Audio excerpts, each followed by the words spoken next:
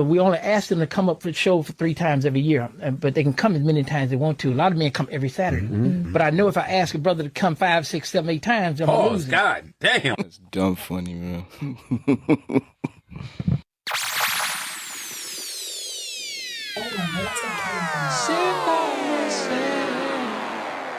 Talking to them. Fill up the thing on turn up. Yeah. Fill up the thing on turn up. Yeah. Fill up the thing on turn up. Yeah. Fill up the thing on turn up. Hey, it's Emo G, baby. Ooh, yeah, come for this ooh, yeah, pull up for certain, yeah, come set the mood, yeah, you come like sunshine, yeah, come meet the moon, baby go fine, so fine, might give her the wood, hey, ooh, yeah, come for this ooh, yeah, pull up for certain, yeah, come set the mood, yeah, you come like sunshine, yeah, come meet the moon, baby go fine, so fine, might give her the wood. Pull up the thing on turn up.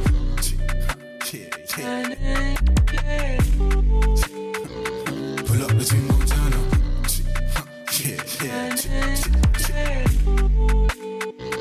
Pull up the thing on turn up.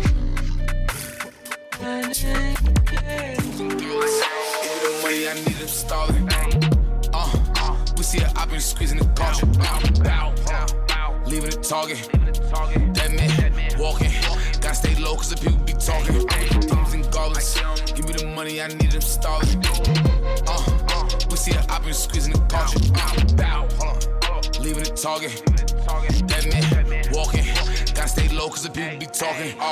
Skirt off, park it, hop out, spark it, woo, walk it. I took the money that they offered, took a perky, I'm evolving, she gon' suck me up regardless, I'm a different type of artist, T-Dot, walking on the carpet, too wild, jump in the crowd, out of the show, I need money, I'm wanting now, look, ayy, too wild, jump in the crowd, out of the show, I need money, I'm wanting now, ayy, I'm with the demons and goblins, give me the money, I need them stalling. We see her, I've been squeezing the culture. Leaving the target. Dead man, walking. Gotta stay low cause the people be talking. Demons and goblins. Give me the money, I need them stalling. We see her, I've been squeezing the culture. Leaving the target. Dead man, walking. Gotta stay low cause the people be talking. Oh, wow. Let's go. Yeah. Oh, baby. Let's fuck one more time. If Top of the morning, top of the morning. Put your phone D&D and pay him no mind. And this bitch really listen to me and it's so sad. This whole out of line. But I want the fuckery. I like you touch me. Just don't get close to my 9. Yeah. Cause Subi's on. I'm feeling wavy as ever. If you do me wrong, I'ma move on to the better. Yeah, and I'm paranoid, so I just hold on my Beretta. This bitch here a little baddie, told the bitch to add me, it's now or never. Yeah, and we met at New Apollo's, and she fucked me for a ride. Yeah, and I'm turned in the spot. If he get the acting stupid, I'ma get the shooting, watch his body drop. This night, it won't never end. I can't take a L, all I do is win. This hoe, she just fronted on me, now I'm mad. I'm about to go try up on her best friend. These bitches be acting hot, but they trash. That's why I act blind in these Ray-Bans. I'm really a sex addict, I just fuck Keisha, now I'm about to link Ray-Van. Yeah, it's really a litty night. This gold magnum is gon' get me right. It saved me from babies and girls going crazy. I won't have a baby through the night. You know we be bugging, you know we be thugging. You drop a 4, then we start a fight. You know we be bugging, you know we be thugging. You drop a 4, then we start a fight. Oh baby, let's fuck one more time. If your nigga keep running you down, put your phone D&D and pay him no mind. And this bitch really listen to me and it's so sad. This whole out of line. But I want the fuckery, I like you touch me. Just don't get close to my 9.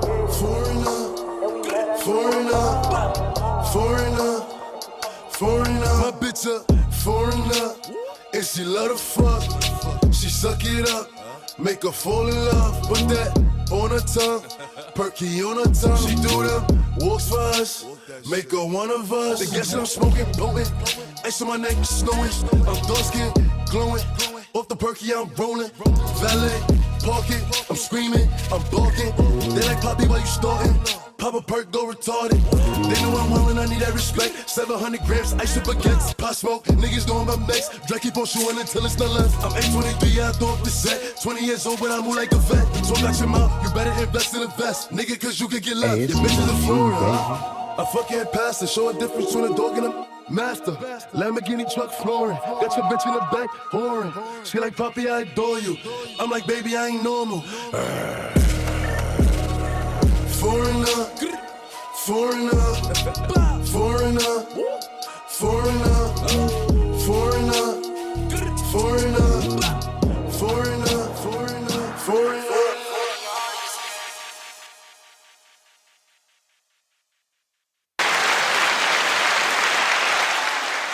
Yes, sir. Yes, sir. What's up with it, people? Welcome back to 808s and Convo. Oh, man. So abruptly. I hate how that cuts off so abruptly. Welcome back to 808s and Convo, the music podcast. For music fans, by music fans. I'm your man, Emo G. And this morning it's a solo ride. It's a solo mission, man. Shout out to Tim, man. But good morning, y'all. Good morning. Good morning. Top of the morning. Top of the morning. It is episode 20, the Dubski people. Took us long enough.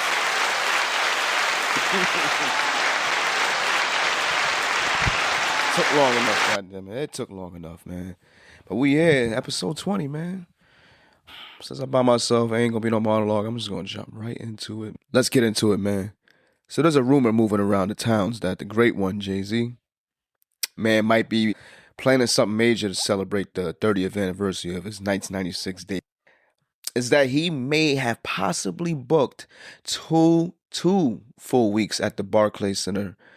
We're looking between the dates of June 9th and July 13th, which, is blacked out. We have no idea why. That's a total of 2 weeks. Here's a quick clip I had grabbed on IG from the marketing point guard, at the marketing point guard, kind of like explaining what's going on. Is Jay-Z about to hit us with another Brooklyn residency? This year marks the 30th anniversary of Reasonable Doubt, and things are happening. First, we got Dead Presidents on streaming for the first time ever, and Roc Nation made a pretty big deal out of it. People really got in their bag and realized that in July, around the anniversary date of Reasonable Doubt, there's pretty much a blackout at Barclays Center. Jay-Z notoriously opened up Barclays Center with a run of 8 sold-out shows. He has a banner up in the arena, and it would be iconic for him to return there for the 30th anniversary and host another set of sold-out shows. And I'll take it one further. I think this is the year Jay-Z does the Super Bowl. If you look at the track record for the last couple performers, there's a little bit of a formula. You have a huge cultural moment, you do a big live stream, then you get the nod. Kendrick did it with the pop out. Bad Bunny did it with his live stream of his Puerto Rico residency. And I think Jay-Z's going to pull that same move for his Brooklyn residency. Oh man, I can hear him now. They going to hate that one. All right, yeah, I ain't want to tap into the whole Super Bowl and all that shit. But, now if you know that's between June 9th and July 13th, that's pretty much the top of the summer, So, those dates being blacked out on the Barclays calendar is like kind of suspicious. One would assume something is happening during those times. That building is usually busy during those times. Concerts, basketball games, events, something is always happening there. But when the calendar go quiet like that, that usually means something big is being planned. And then Jay-Z just dropping the Dead President's original verse, changing his name, just a whole lot of just clues pointing towards that stuff. So let's be real for a second. If anybody could lock down Barclays Center for 2 weeks straight, it's Hov. And we all know Hov's relationship with the Barclays Center since its establishment back in 2012. So I'm not putting nothing past this man. The real question that I've been thinking about is this. Would a Jay-Z concert still hit the same in 2026? Not because he's not legendary. We all know that man is goated. That conversation's already settled. The man built one of the most iconic careers hip-hop has ever seen. So It ain't nothing towards his legacy. You know, son went from Marcy projects to boardrooms, hustling the streets to being a freaking billionaire, a mogul practically. So there's no debating his impact. But I'm talking about culturally. It's pretty obvious the city is different now. New York City clearly doesn't move the way it used to musically. The sound clearly shifted. You know, drill came in, then Jersey club influence started blending into that sound, and younger artists have completely different inspirations at this point. And did I mention? I believe, in my opinion, gentrification has a hand in this landscape as well too. So, you know, the generation that grew up on A Reasonable Doubt is now in their late 30s, 40s, and even 50s. And these people got careers and or grandchildren, man. Like, they're not really tapped into the music scene no more. Like, you know. And I'm assuming that. I'm not gonna say everybody's not listening to music, you know what I'm saying? But I'm saying for the most part, a lot of people are just generally focused on what they got going on in their lives. They're not really gonna pop out for stuff like that. So when we talk about a potential possible residency, 2 weeks of concerts of JAY-Z, the question then becomes, who is the audience? Obviously, those people I mentioned, you know, but is it going to be the nostalgic crowd that I mentioned who want to like relive that golden era, or is this just Jay-Z's way of trying to like cement his legacy, like in real time or some shit? Because here's the thing about Jay. The man don't make moves unless it's like it makes absolute sense. From what I, see from my perspective. He's not the type of artist or person that needs the attention. He don't need it. He doesn't need promo runs. He don't need to do radio interviews or any interview for that matter. He don't need viral moments. Like, he can move and step on a stage anywhere he want around the world and it's going to be a movie. But when he do those movies, it'd be intentional. There's always something behind it. You know what I mean? Like, and also celebrating Reasonable Doubt is a powerful moment, But even with all those moving parts that I mentioned, like his confidence and his star power, the aging day one fans and the culture of the city obviously changing. Like, is he even capable of keeping this up for 2 weeks straight? Like, he might be able to get away with it like a show or two or maybe three. You know what I'm saying? I'm not going to doubt Jay-Z, but 2 weeks straight. Now I'm dragging it because he's not performing for fucking 14 days. Like, that's crazy. It's a lot of days. Like, I'm not too sure how much and which I'm speculating right now. Nobody's sure what is the reason behind those 2 weeks being blacked out. But yeah, I don't know if he's capable of keeping it up for 2 weeks straight. Reasonable Doubt was undoubtedly a classic. That album wasn't just music. It was like street storytelling at a level that hip hop hadn't really seen before. It was luxurious but hood. It was intelligent but gritty, aspirational but realistic. Like, you can hear the hustle in every bar. If you were really about that life, I can see how like that really motivated you to be bigger than just like a little corner pusher. Back then, I'm pretty sure when he was making that album, Jay-Z wasn't a mogul yet. He was an underdog. God betting on himself when the industry wasn't ready to bet on him. I remember hearing stories about him and Dame Dash trying to like push Rockefeller onto like the major labels. Nobody really wanted to sign him, all type of shit. You know what I mean? 30 years later, irony that's now that he's bigger than the culture that birthed him. I'm gonna be honest with that.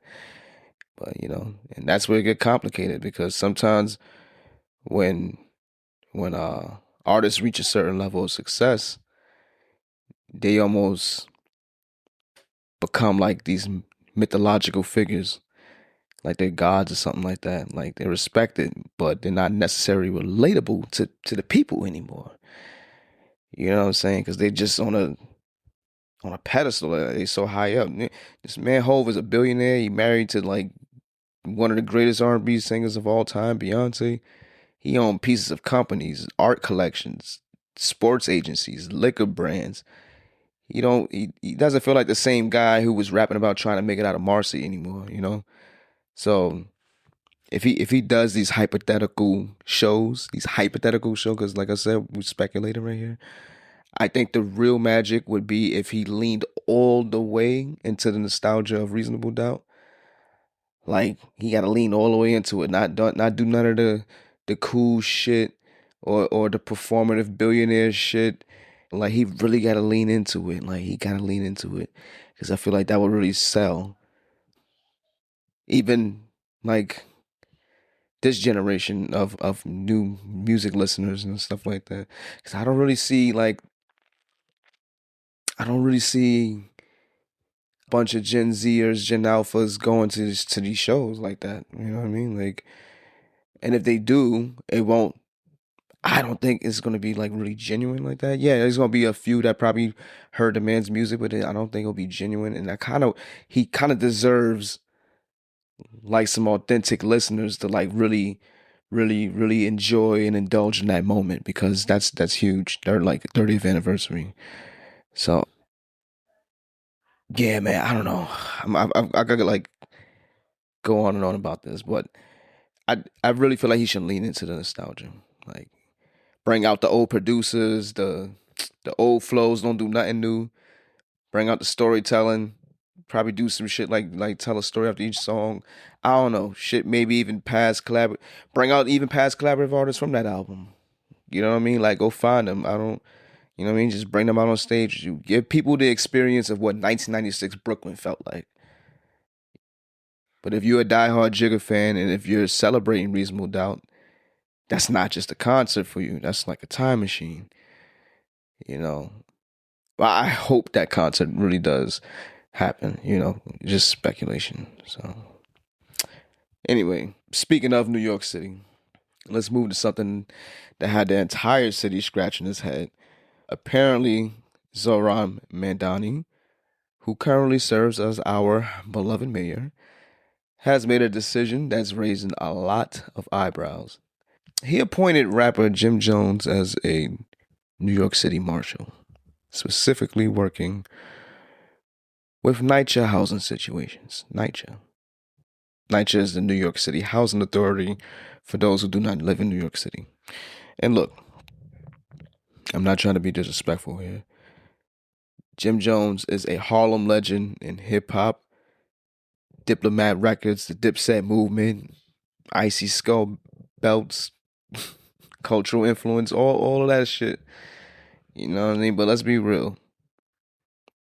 People are confused in the city, Jim. I ain't even gonna hold you. I'm confused. I don't know what the fuck is going on. Because Jim Jones is, you know, has literally had made headlines over the past few months about alleged studio evictions himself and financial disputes himself. So it's like, you know, the internet is immediately starting to ask the obvious question, like, how is the man enforcing housing accountability? And he's been dealing with the eviction issues his damn self. And now again, because even that's speculation, that might not even be, you know, tell a full story. You know, a lot of celebrities rent spaces and move studios and deal with landlord drama and all that stuff. It was never proven Jim was going through any troubles. His podcast, Let's Rap About It, with Fabulous, Mano, and Davies, still seemingly is being filmed and recorded in the space. As far as the politics behind all of this shit with Mamdani picking him, this decision feels more, in my opinion, it feels more symbolic. It feels symbolic more than practical. I don't see how Jim can add any like genuine expertise to the mayor with this job. I just think he's just there as like, I don't want to say a mascot, because I have not looked into the details of this job.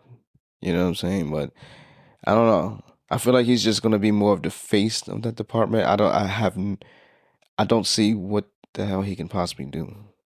This isn't the first time the mayor, who's only been in office for a couple of months, has has brought rappers into the political conversation either. Besides quoting like rappers in his like speeches and shit like that.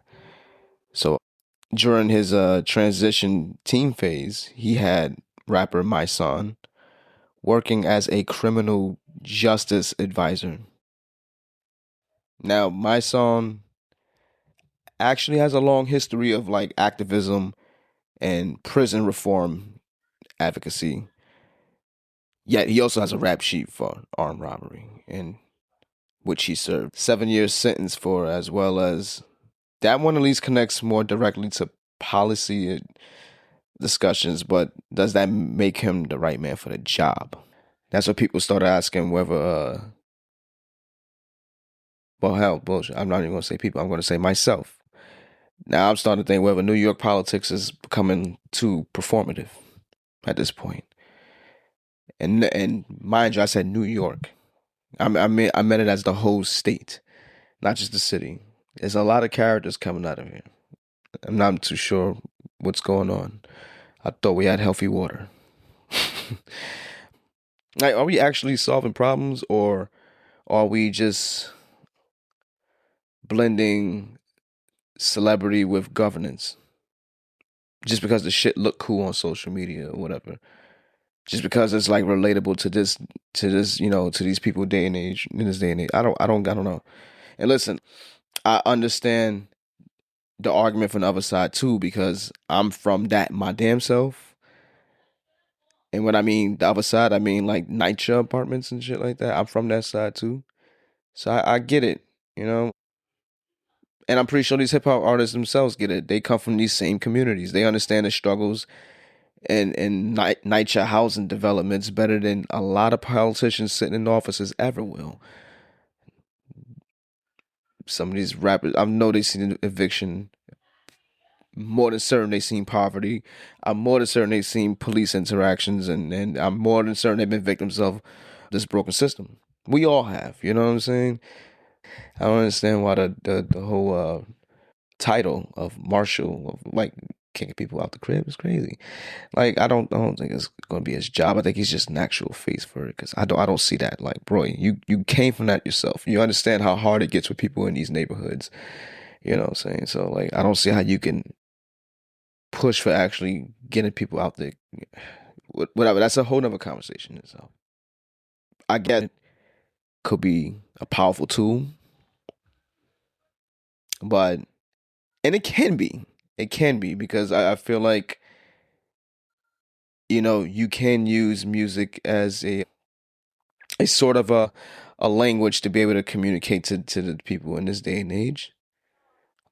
I mean, I'm pretty sure it's been like that for a while, but I feel like now it kind of be more relatable because of how much power is in hip hop and influence is in hip hop and all that stuff. So, but I feel like the credibility has to match the responsibility, and that's all I'm asking. Like, it has to be genuine. You know what I'm saying? Like you really have to.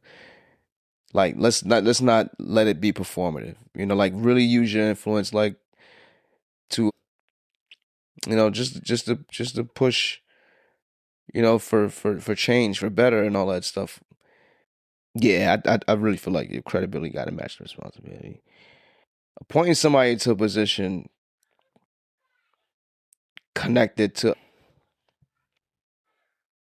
the housing authority, people expect that person to like represent stability. Like I said, I've used to live in housing a long time ago, long time ago, and the projects are a community within fucked up neighborhood. You know what I'm saying?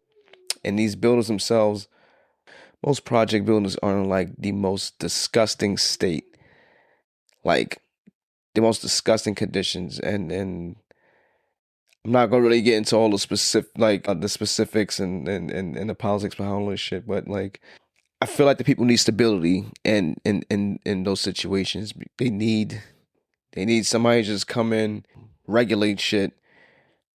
It's so many problems, but that's also another conversation that I can name from my experiences growing up in the projects. I talking about anything from like garbage, like trash issues, to mice and rats and stuff like that of that nature.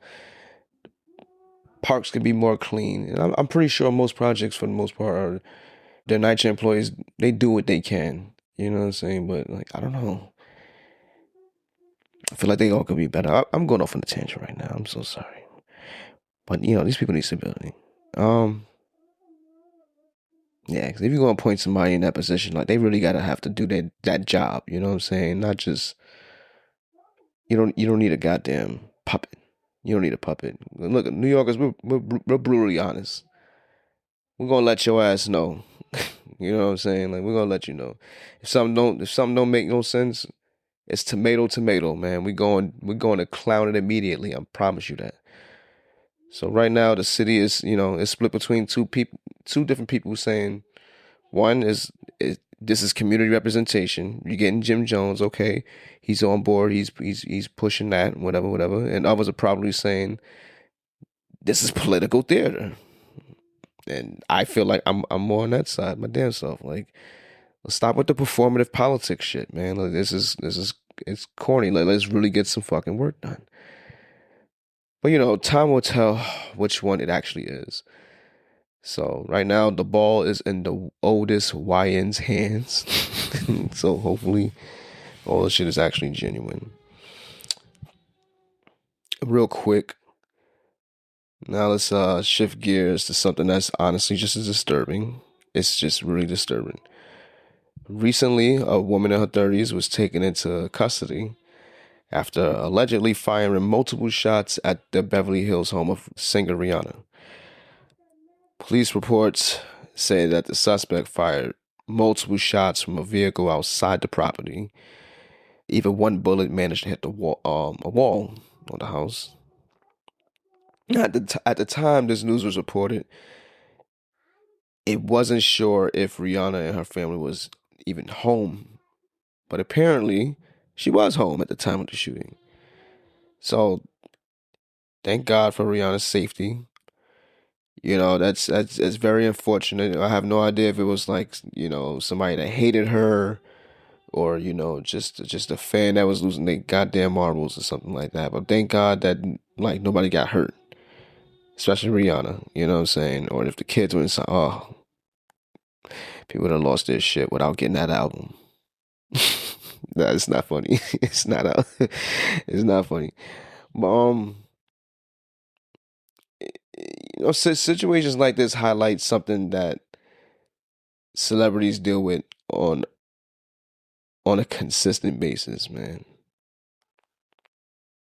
Like dangerous levels of obsession from strangers, indoor fans. Rihanna, she ain't a pop star anymore, man. She's like a fucking global brand in music, fashion, beauty. Like the woman built an empire. With that level of visibility comes obviously a weird side of fame that people don't always talk about, right? Like there are these individuals out there who develop these, I've seen a term called parasocial relationships with celebrities. I'm not even going to define that. Look that up.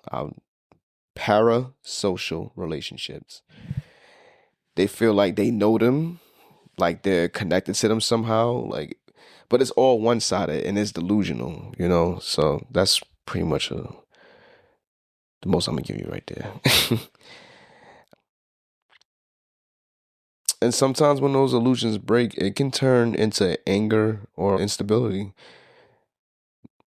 Hence, somebody blinking at your crib for no goddamn apparent reason, unprovoked. It's crazy. Yeah, we've seen it happen across the entertainment industry, though. Fans showing up at celebrities' houses, fans making threats online, fans crossing the lines that should never be crossed. And what makes Rihanna's situation even more serious now is that she has a family. She's a mother. She has children. So when somebody starts firing shots near a celebrity home, it's not just about the superstar anymore. There are innocent lives potentially at risk. But thankfully, law enforcement detained the suspect very quickly, expeditiously, might I add. But it does raise a bigger conversation about the security and privacy in celebrity culture. Because social media and technology, because I'm not going to just blame social media, and technology has made it very easy, like easier than ever, for people to track where public figures live, travel, eat, shop, everything.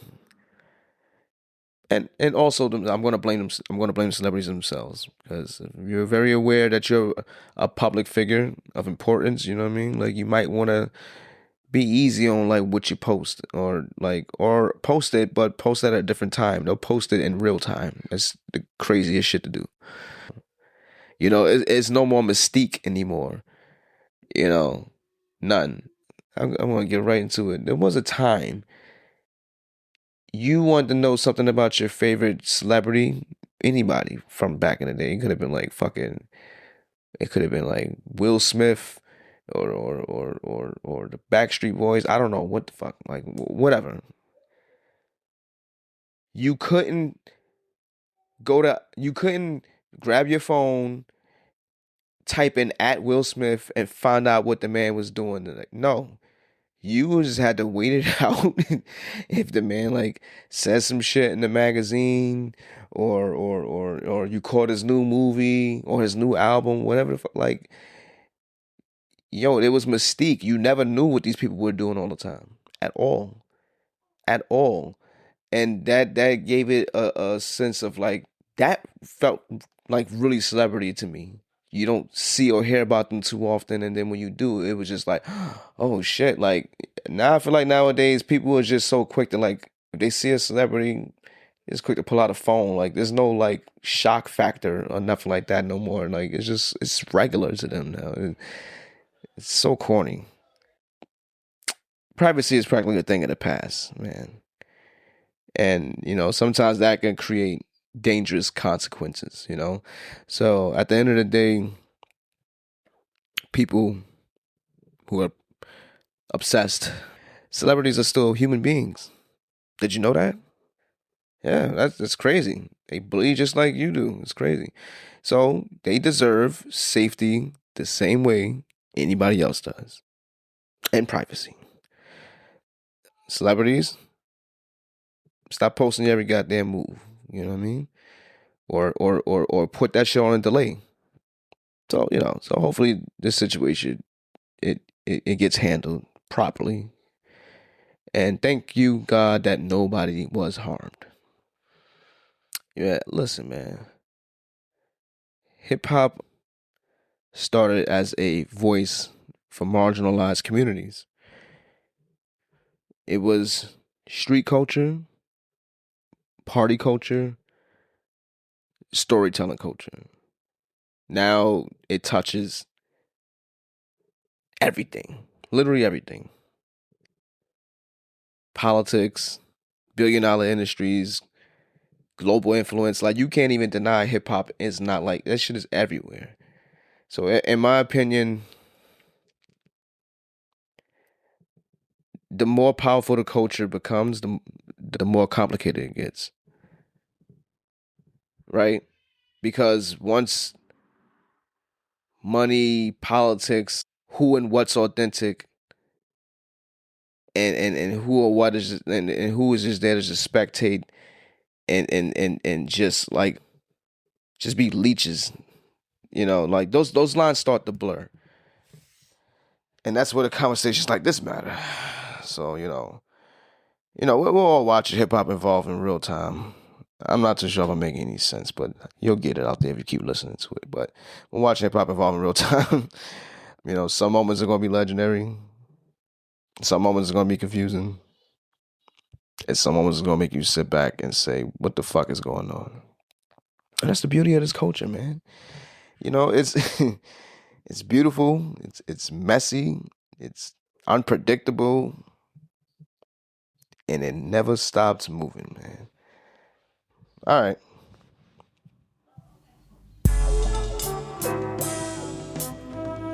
Yeah. Yeah. Rockefeller. We invite you to something epic, you know?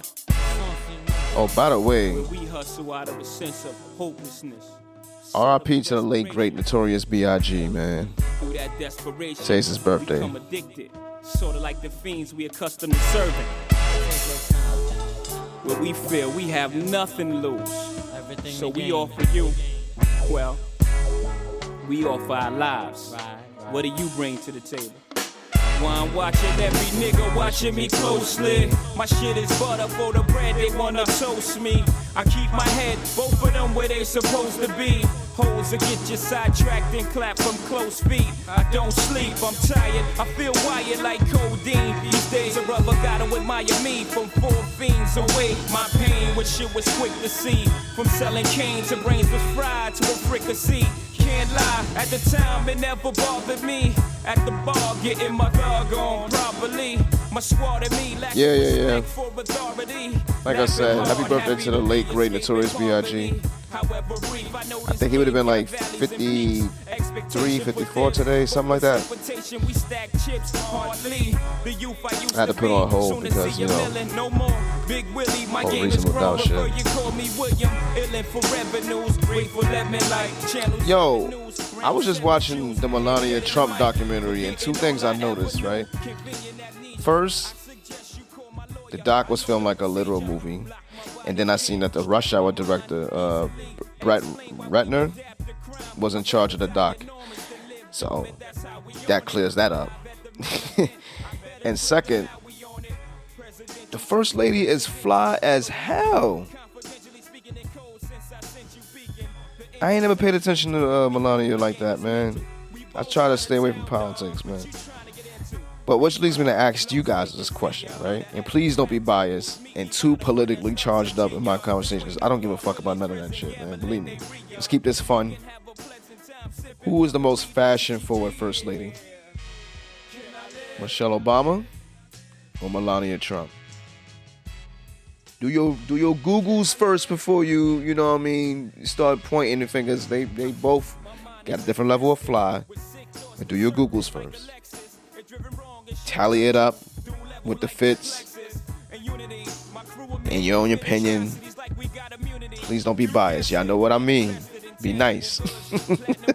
Be nice. And when you come up with your answer, leave a comment on IG under the 808's latest post with your answer and why you think that lady is fly. The flyer one. Right? Alright, fam. That's a wrap on this ride. So please don't remember to keep your heads up out there and your head clear in here. I'm gonna skip all that. Blah, blah, blah, blah, blah, blah, blah, blah, blah, blah, blah, blah, blah. This is 808s and Convo. I'm Emo G. You can call my sis Temp. I love you, girl. I'm signing off. Catch you on the next frequency. Be sure to like, comment, and subscribe as well on all platforms, YouTube and IG. I'm out of here, man. Can I live?